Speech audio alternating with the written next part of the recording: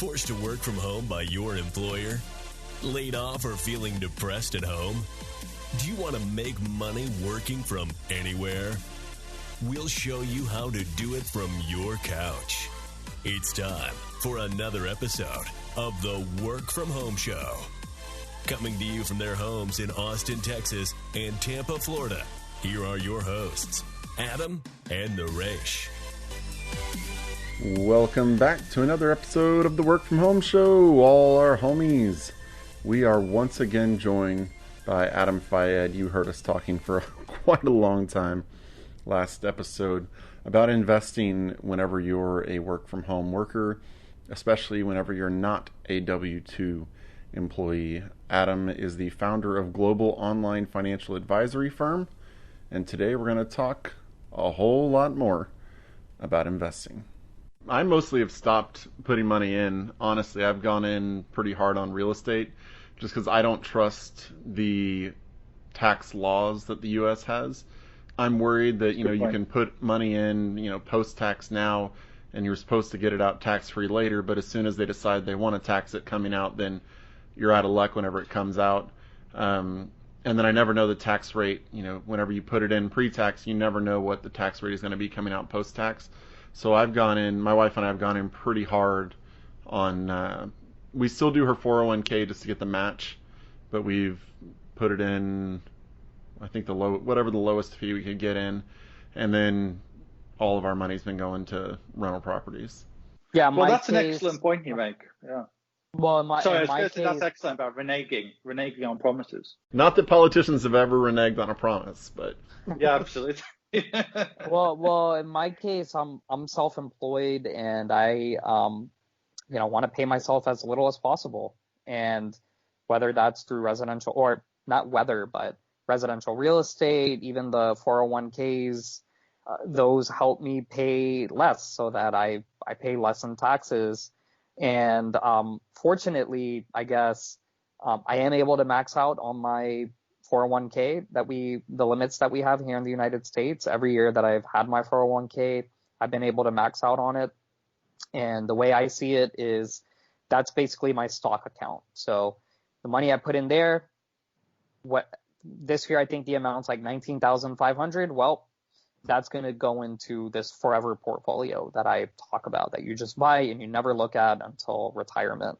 And I'll cross that road talking about, politicians, and we have no idea what this rate is and that rate is. We actually had this conversation the other day about life insurance and about how there is a huge change. And look, this is how a lot of the elderly vote. They vote based on the estate tax and what the candidate has to say or what they're going to do about the estate tax. And I had never thought about it until our financial advisor said, look, I think you should just explore creating a trust and a will because you're about to have a family. This was, last year, you have a family, and just explore it. So I was like, I'm always about education and learning more. I may not create the trust or the will, but let's just find out more. First time I ever thought about the estate tax and just looking at the charts and the graphs or the charts of, okay, this is what the estate tax and the rules were under Obama. This is what Trump changed it to in 2017 under his new tax, the tax cuts. This is what Bernie Sanders wants to make it.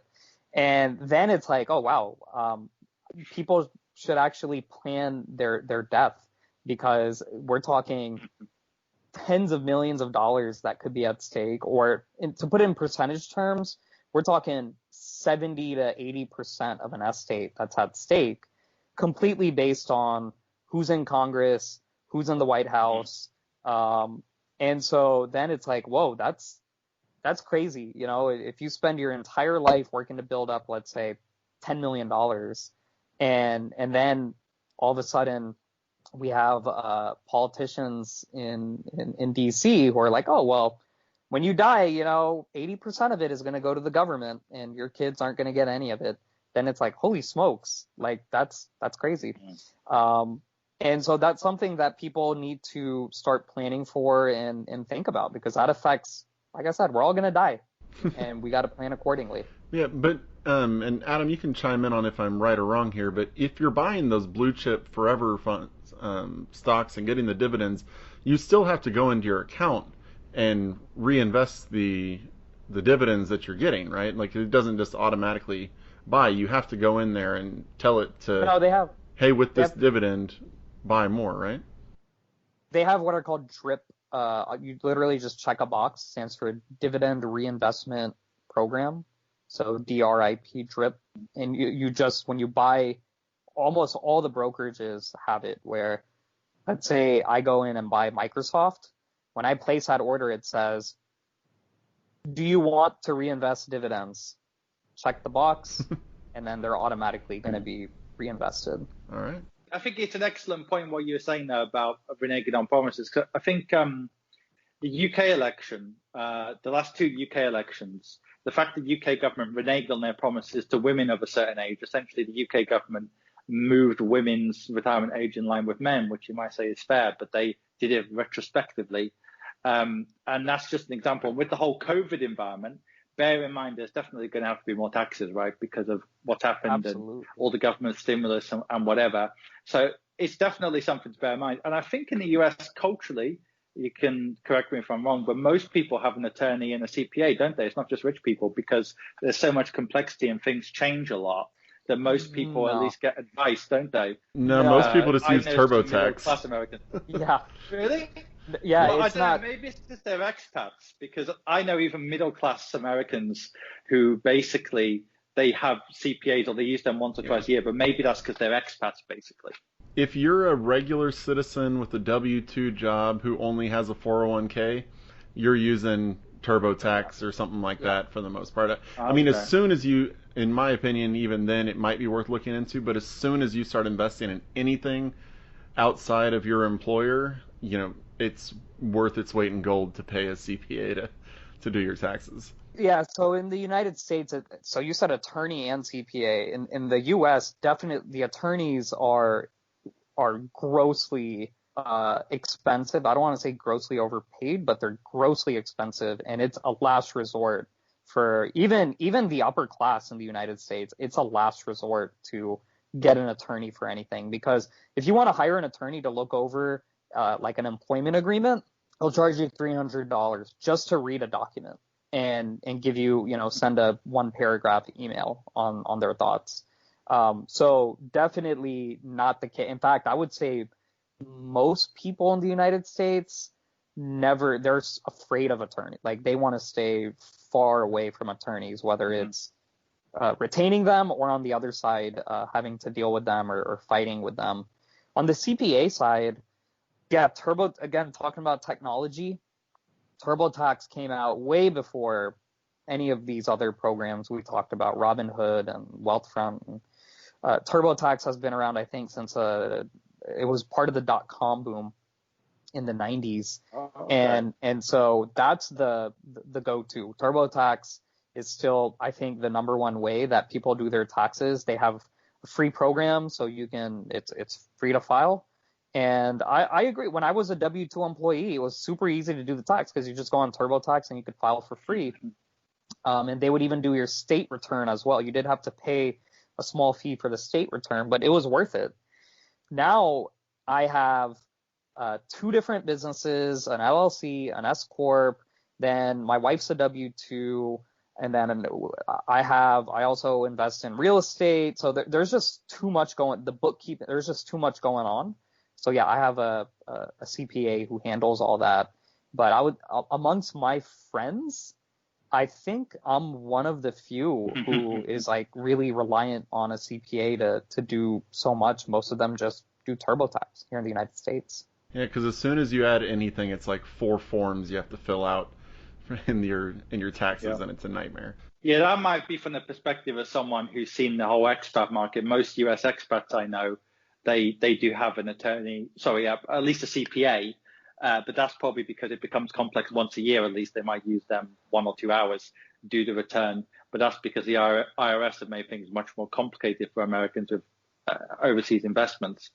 But it's interesting what you were saying about trying to kind of decrease your, your earnable or income or let's say your taxable income, because that's part of the game, of course, now in many high tax countries, not just the United States, whereby people basically, they want to decrease how much they're actually earning on paper and use the tax code.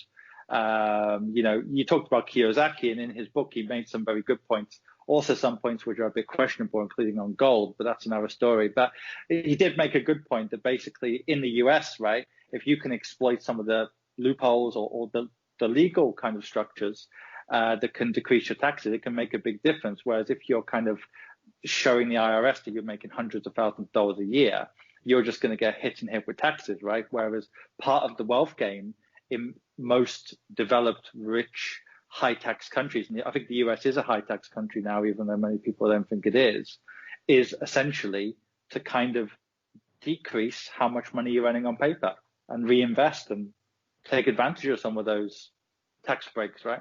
Yeah, I mean, they call them tax loopholes, but for the most part, people who kind of understand even moderately the tax system, really what you're doing is the government's telling you what they want you to do. They're saying these are the things that you can do for society to help it. Now, whether or not those are the things that actually benefit society is up for debate. But, finding your tax loophole, quote unquote, is really just finding something that the government is saying, we want more of this to happen in the country, and then you actually doing that. Because, we can write off all of the mortgage interest on our rental properties, which some people would look at and be like, oh, well, you're just decreasing the amount of income you're showing. It's like, well, yes, but the government said that they want us to do this because they want us to provide a house for somebody else to live in, and they're willing to offer us, a discount to do that. Well, it's interesting because the UK, if you're self-employed, you do have some benefits. And also we have something called ISAs, which is basically a system where, similar to maybe the IRA account, you can invest so much every year, tax-free, because essentially the government knows the society is aging and so on. But I do think, as you say, COVID is going to be very interesting because there's been huge government stimulus in most developed countries, including the US and the UK. And I think there's going to be more and more political movements talking about taxing people more. So you mentioned Bernie Sanders before, and obviously this wasn't supposed to be a political discussion per se, but I do think people should get ready, and I've said this on many of my videos, that this kind of populist movement to tax wealthier people, or even people just in the upper middle, is going to grow. So in the UK in 2017, the opposition Labour Party had quite a radical leader, and he basically wanted to tax people earning about £80,000 or more. That's about $100,000, $105,000, which is much more than average in the UK, but it's not rich in most people's eyes. But he still wanted to increase their taxes. And I think things like a wealth tax, I know Elizabeth Warren has been talking about that in the US. And after Piketty's book, Capital, about 7 years ago, more progressives want to do that. So I do think from the point of view of anyone who has assets and wants to build up assets in investing accounts, they should always be nimble, as you say, because politicians can be shallow, things can change, policies can change. What was good in 2020 might not be good in 2025, 2030, 2035, 2040, so on. So I think part of the wealth game is adapting yourself, and the same in business. What works today might not work in 5 years or 10 years. Things become more competitive. Countries, states, cities become more competitive. So I think being adaptable and nimble is quite important both in business and investing, because we're in an uncertain world, and I think we've always been in an uncertain world to a certain extent. Well, to our listeners, definitely, if there is this populism that Adam Fayed is talking about, we did that episode with Andrew Henderson, previous guest, who talked about leaving the country and going where you are treated best. He left the country. Yeah. He gave up his U.S. citizenship, and this was long before Bernie Sanders came on, long before really anything draconian, I would say, as far as taxes went. But he felt like he was being, it was the system was rigged against him, and he gave up his U.S. citizenship, and he has lowered his tax bill. I think he said from 40% to like 5%. I think he said he got down to 1% at 1 year. 1%, yeah, okay, yeah. he's pretty much gotten rid of his tax bill. And so highly recommend our listeners go back to that episode with Andrew Henderson. It was published in late May 2020 about kind of taking your finances into your own hands, even if that means leaving the country and giving up your citizenship. Well, it's becoming a bigger trend now, isn't it? Because essentially, whereas for British people, Canadian people, or most people, if you leave the country and change your residency and tax residency, that's enough. Like as a British person, if I move to Dubai, then I have to pay tax to the UAE. If I move to the US, I pay taxes to the US. But of course, the US, as we said earlier, it taxes people based on citizenship. So of course, it's a bit more complicated for American people because you have to renege your citizenship. You have to change both your citizenship and your residency, which makes it a bit more complicated. But I was talking about this in a video on YouTube a few times ago. The Facebook co-founder, I think he's a Brazilian guy, Edward Suarin. I can't remember his exact name. Eduardo Saverin, who also renounced his U.S. citizenship. I don't even think he's allowed in the United States. There was something weird, but he's now a resident of Singapore. He what?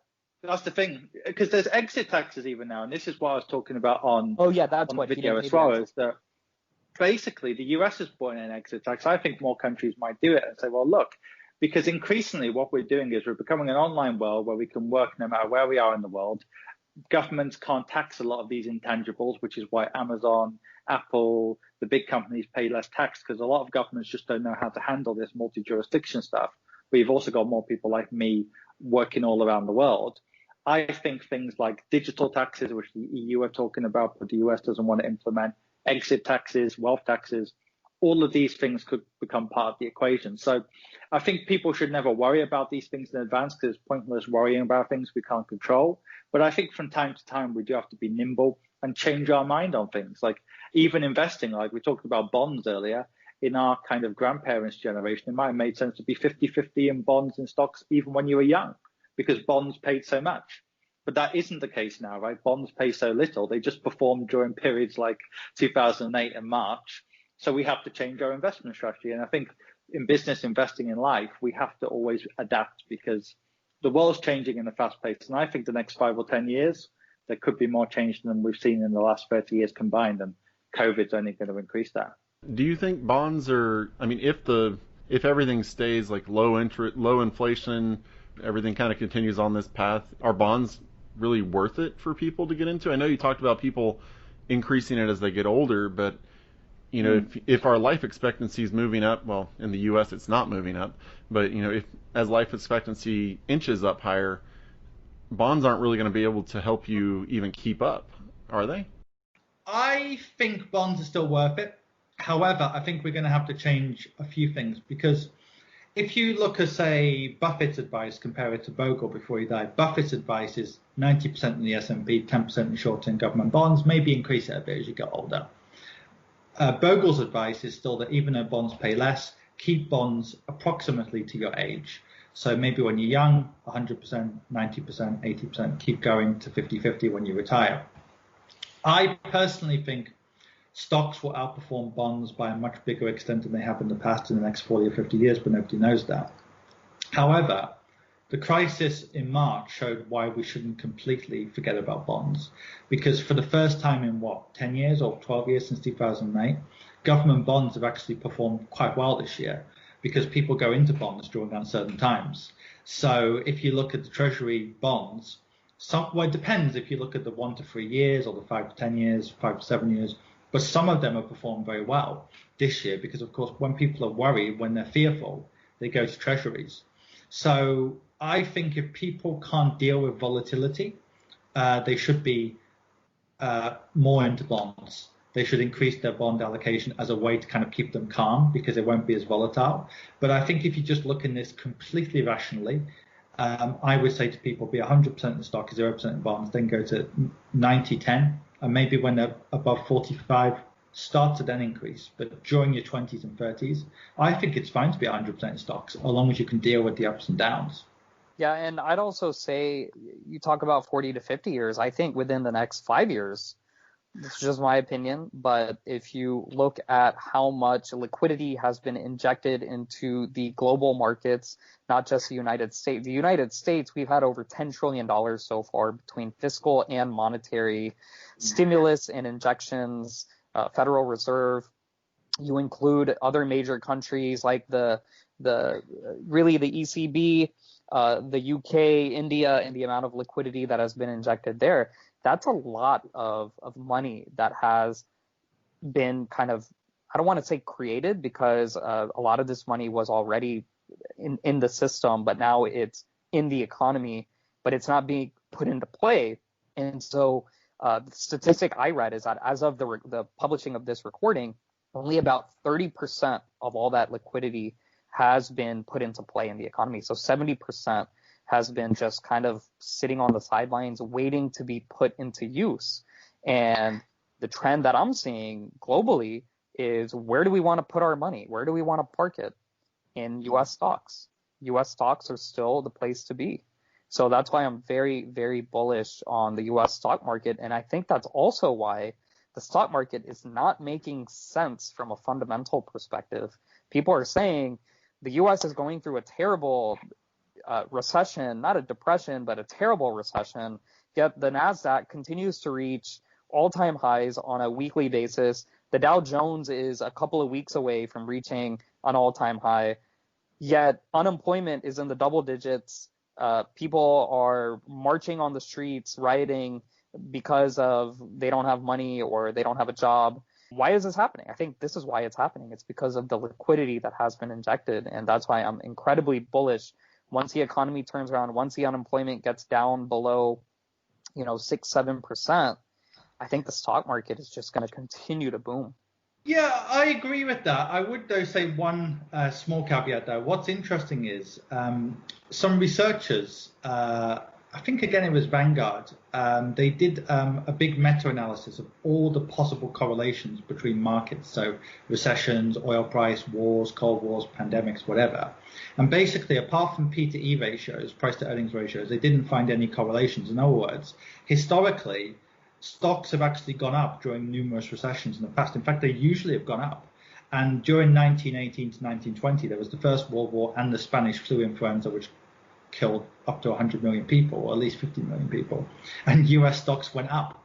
And likewise, the opposite, like China's economy has been doing well, at least according to their official statistics. But the stock market has done very poorly. So I agree the whole liquidity from the Fed is partially driving the market. But stock markets are very uncertain in the short term, right? Because often it's speculators speculating on what other speculators are doing and saying. So the Robin Hood traders. Yeah, so that often markets can act very irrationally. I mean, look at this year.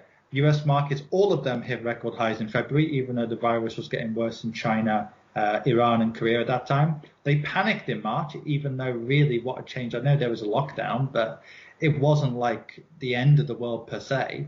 And now the NASDAQ's hitting record highs and the Dow and S&P are going up. And, markets don't always act rationally or predictably, right? But I mean, I think if my money was on anything, I do think the US markets are going to hit record highs, all three of them, with all this liquidity. And at the end of the day, even though it's a very bad economic situation, it isn't like the banking crisis. You would think when countries open up, most of those jobs are going to come back, albeit with bigger deficits, bigger government debt, bigger deficits. But you would think that the good times would return sooner than some of the doom and gloom mongers thought.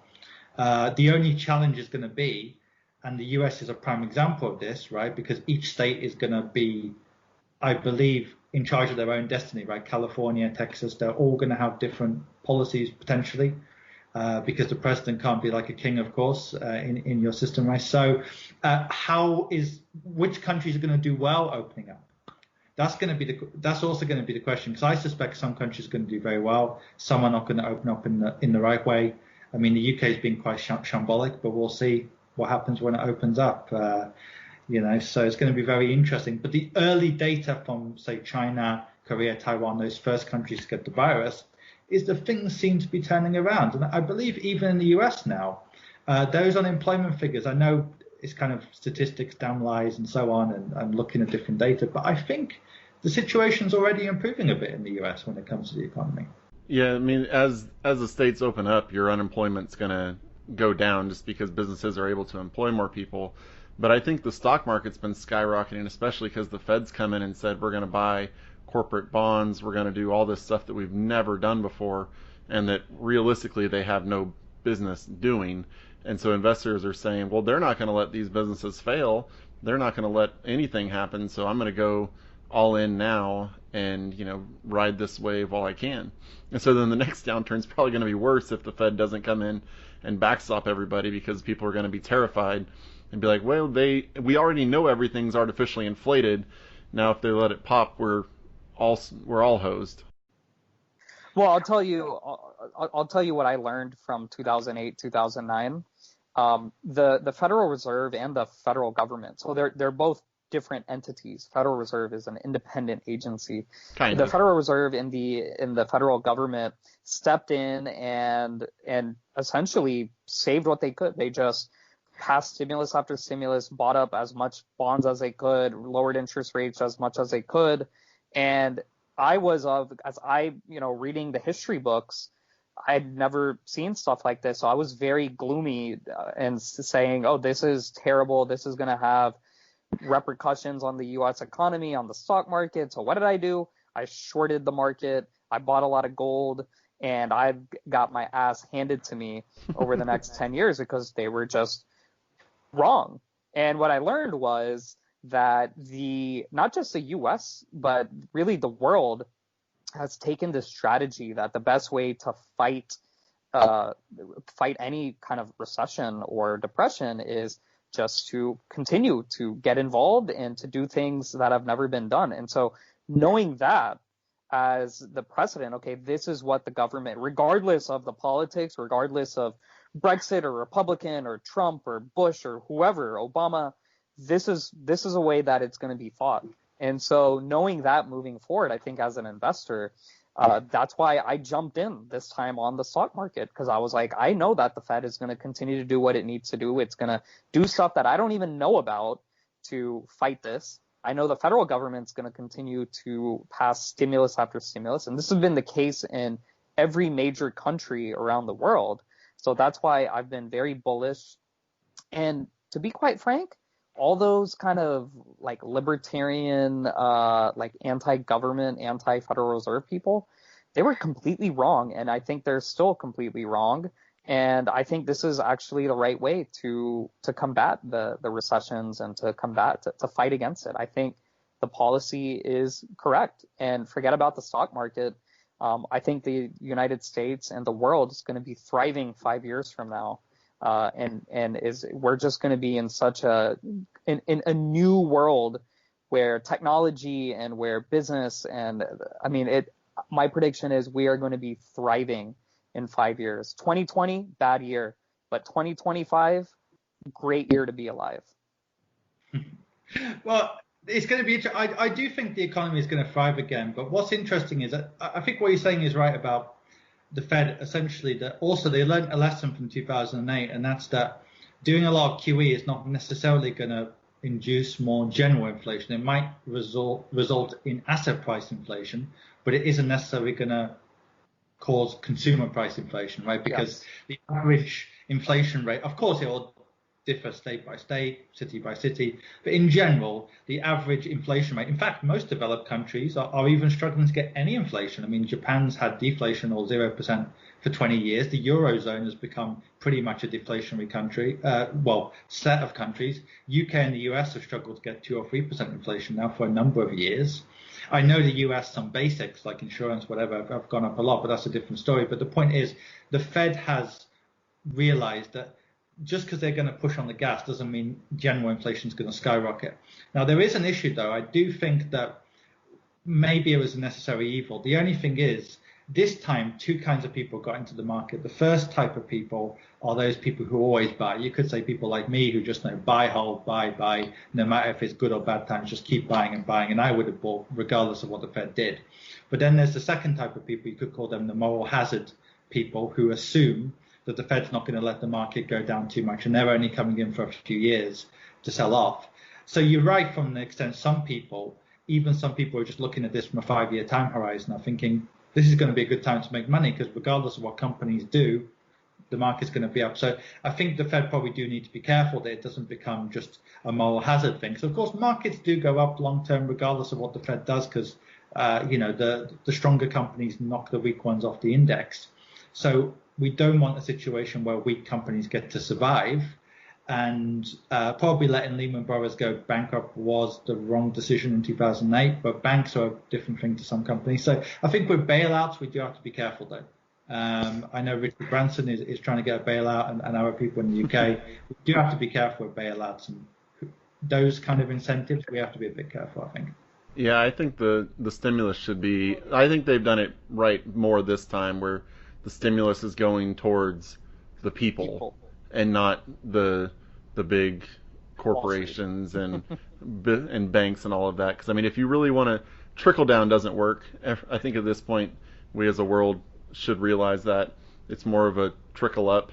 You help the people invest in the economy, and then everything goes there. But yeah, I agree with you about the inflation. I mean, the inflation hasn't happened because, in my opinion, technology. I mean, the only time inflation is really going to hit is if all of the resources are being used and we start competing and the government starts competing against businesses for the resources, and technology continues to allow us to, use our resources less and less and get more and more out of it.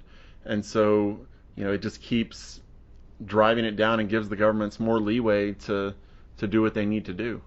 Yeah, I'm personally a deflationist. I think we've talked about that on the show previously. But the other thing I will say, Adam, Fayed, what you brought up, you said during recessions, the data has shown that the stock market goes up. Markets go up during recessions. And I think that's largely because it seems the stock market is a leading indicator. So there is like a precipitous drop before the recession even officially hits. So we got that just amazingly crazy drop of, I think it was like 12,000 points on the Dow in a matter of like 15 days. It was wild. The market was going down. The market had to be halted several times because it just kept going down and down. It was like every day for 2 weeks. I think it got paused. It was crushed, and that was that precipitous drop that I talk about. We weren't, in fact, the U.S. economy was the greatest economy in human history just like 10 days before. Just 10 days before, like the first 2,000 point drop, there were economists who said this was the greatest economy in human history. And in a matter of 10 days, it went from that to 12,000 point Dow drop or 11,000 point Dow drop. So I think that's largely because the market is a leading indicator. And by the time we learned that we were officially in a recession in like mid-May or whenever it was, the rebound was already in full effect, and it appears that rebound is continuing. And I don't think there's going to be, that's the other thing I learned 2008, 2009, the concept of a double dip. I was waiting for that double dip for about 8 years, and you waited for that double dip this time too, a little bit, didn't you? I did. I was waiting for that double dip this time, but after some data points came out, if it was 10 years ago, I would have tried to convince myself that a double dip was coming. But after some data points and realizing that a lot of these governors are like, you know what, we're gonna go with what we have. We're gonna just open things up and go with what we have. After seeing kind of the politics behind it, I said, that double dip is not going to be happening this year. It's just not going to be happening. And going back to the liquidity and all that, I got into the market with my forever portfolio, and I sleep well at night knowing that I'm going to get the dividends.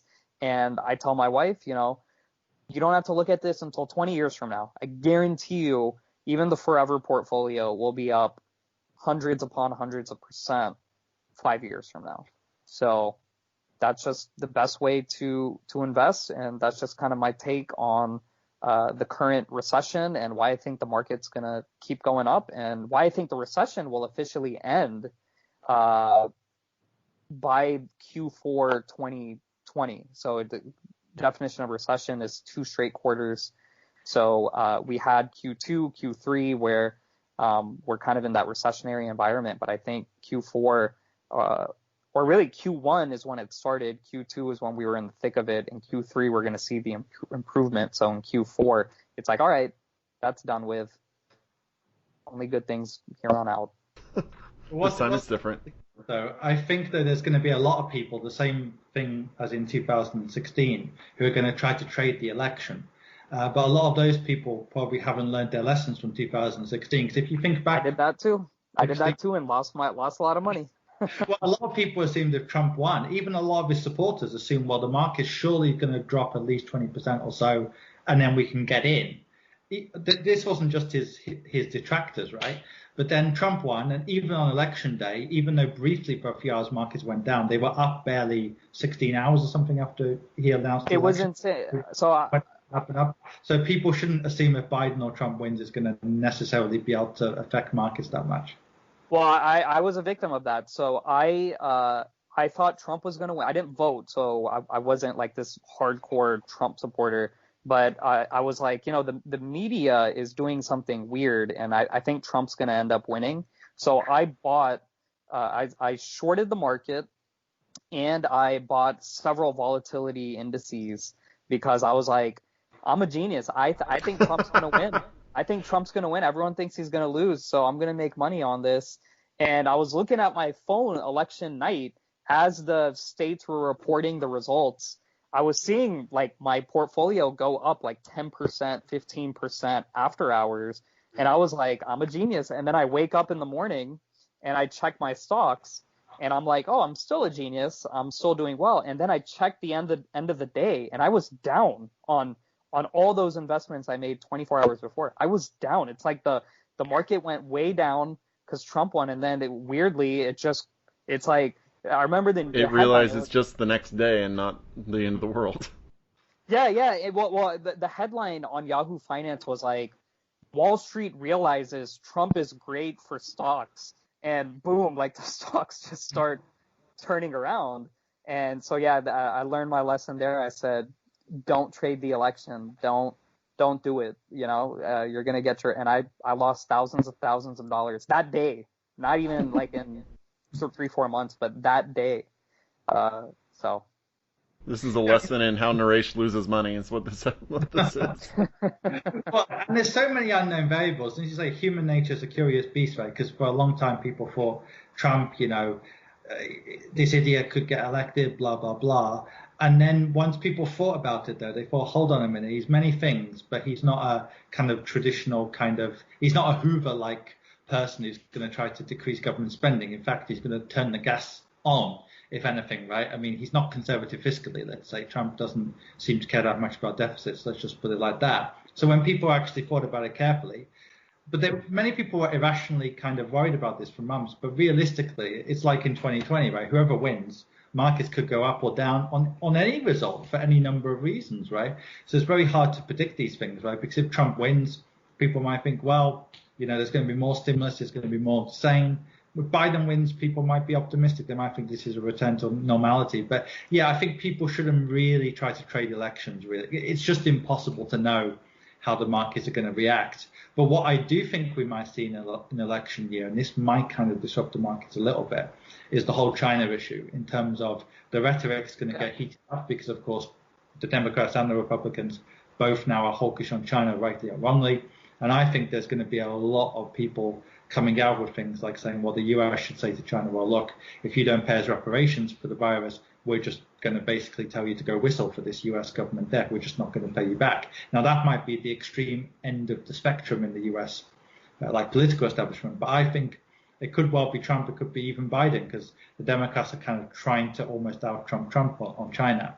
I actually think the whole China issue could become a big issue, that both parties could go in with very hardcore policies on China. The whole trade situation could get worse. So if anything disrupts markets, it actually might be the whole China issue, because there's going to be a decoupling, and we talked about inflation beforehand.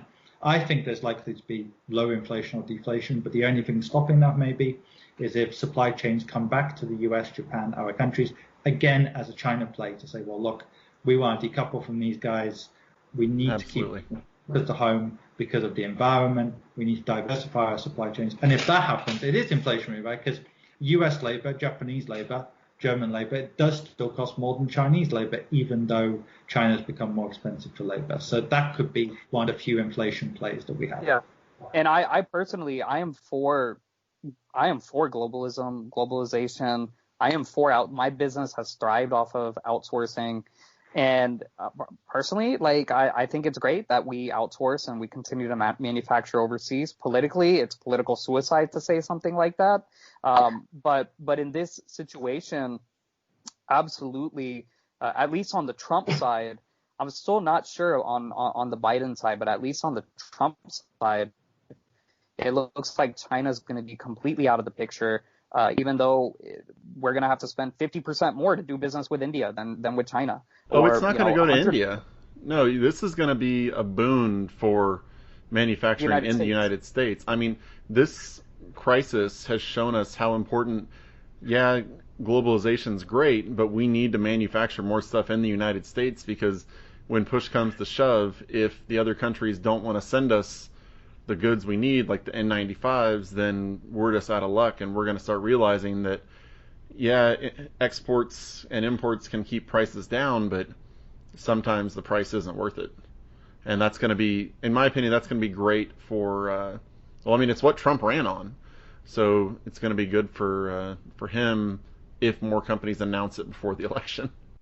Well, yeah, it's definitely more is coming back to the United States, but based on the deals that the U.S. has already done with India and the support and the bromance that the Indian Prime Minister, who's not getting voted out ever in his lifetime, because in India you have unlimited terms, unlike the United States where you only have 2 terms, right? And so it's very clear, at least the stance that Trump has taken in that region. So it's not just South Asia, but it affects China as well. And that's why India and China are now, I don't want to say they're about to go to war, but they, it could set off some sparks for sure. And the U.S. has made it very clear whose side that they are taking and whose economy they want to help. Already multi-billion-dollar deals signed with India. I would not count out India as a major world power as a result of everything that's happening and taking China's place as that kind of go-to offshore place to... Oh, yeah. We're never going to stop offshoring, but I think you're going to see more production coming back to the United States, and like Absolutely. Adam was talking about, increasing inflation in that regard. Because just the price inflation will happen because of wages. Absolutely. That's going to happen. Vietnam as well, because even though Vietnam's a much smaller country than India or China, I noticed when I was... because I've spent most of the last 8-9 years in the Asia-Pacific region, and Vietnam is really kind of shooting up, and maybe Bangladesh when it comes to the kind of low-end, cheaper manufacturing side. But yeah, I think you're right, that's why India as well. But I also think, yes, there will be more political pressure to kind of localize, because what's interesting now is some of the progressives as well, for different reasons maybe, because they're citing environmental concerns, they might actually support localizing certain types of services, because they'll say it's better for the environment to be closer to the consumer. So there's a lot of different changes. I mean, I was just here, with those companies like DHL, the forwarding companies. Now they're saying to people, well, print off your own, your own sticker before you send things overseas. And I think there's going to be a lot of people now, even on both sides, who are going to talk about localizing supply chains. But you would think if that happened and they localized the United States, that's just going to accelerate the whole tech change, because surely companies are going to say, well, labor's expensive in the US. Yes, we can bring some jobs back, but what about technology? Because if we've got, a 6,000 person factory in China, is it really realistic to employ 6,000 Americans? Well, maybe not. Maybe 3,000 Americans plus technology, because does it really make sense for some companies to employ that many locals in places like the UK or US or Japan? No, it doesn't. Maybe not. It doesn't. So it's going to be an interesting time, but I think localization of factories, but more globalization of services like Netflix, or even advisory, like financial advisory, as we're talking about, legal advisory. I think on the services side, anything which isn't linked to carbon or politics, is probably just going to get more and more, right? The amount of Netflix subscriptions in 5 years is probably going to be a lot more than today. But on manufacturing, I think there's going to be a lot of political forces and environmental campaigners saying, look, let's localize some of this stuff. But that will be very interesting what effects that has. Awesome. Well, Adam, Fayed, it's been an awesome, great discussion about economics, the economy, work from home, business. We thank you so much for coming on our show, and we also appreciate you having us on your show. It's really a first time. Fantastic. So you are the founder of Global Online Financial Advisory Firm. The website is adamfayed.com, Fayed, adamfayed.com. And Adam, what you want to share with our listeners? Anything you want to promote or plug? Well, it's just been a good chat to start with, and as I say, I appreciate you having me on. So yeah, the company website is internationalamg.com, so that's www.int-amg.com. The personal website is adamfayed.com. And yeah, it's been great speaking to you guys, and maybe we can do it again sometime. Okay, that's international dash A as in apple, M as in man, G as in girl, international dash AMG.com. Is that correct? Well, it's abbreviated, so int/amg.com. Oh, okay. int-amg.com. Got it. Check him out, int-amg.com, also adamfayed.com. Adam, thanks so much for joining us on the Work From Home show. To all our listeners out there, check out Adam's we've split this up into 2 different episodes. Check out his previous episode 1, as well as all of our previous episodes at workfromhomeshow.com, workfromhomeshow.com. Everything is right there. Get on our mailing list. We're offering all sorts of freebies through that mailing list. So leave us a review on iTunes. If you send us a review, we will send you something free, something really good that's free. And then also, if you have any questions or thoughts on what we discussed on our episodes with Adam, Fayed, or any of our guests, hello@workfromhomeshow.com, hello@workfromhomeshow.com. And until next time, keep on working from home.